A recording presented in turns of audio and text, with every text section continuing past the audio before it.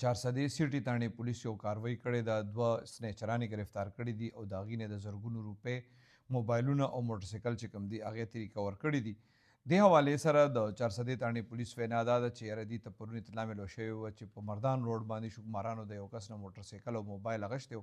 پولیس بیا په دې کې اف ای آر درج کړی او د چارسدې ډي اس پي جان محمد او د سیټي تاڼې اس ایچ او دی جوهر شید خان دی بیا په علاقې کې انفارمران خواره کړي او کاروایی کړې د یو 2 کسان چې کوم دي هغه یې نیولي دي. دا دواړه سنیچران دي. د دې افاق او شیر عالم نوم دی.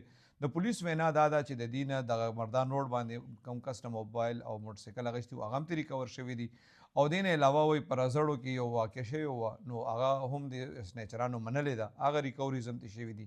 دغسې یو بل کاروایی کې دي یو د موټرسایکل غل هم نیولی دی، د هغه نه هم ریکوریز کړي دي او پیسې ترې ریکور کړي دي. د پولیس وینا دا ده کم کسان چې دي لوټ کړي او کم پیسې او موبایل او موټرسایکل یې اخیستي وو نو هغه دي واپس بیا کله چې د غلو نه ریکور کړي دي نو مالکانو ته یې حواله کړي دي او د دې نه مزید هم تفتیش روان دی چې دوی نور کم ځایونو کې وارداتونه کړي دي.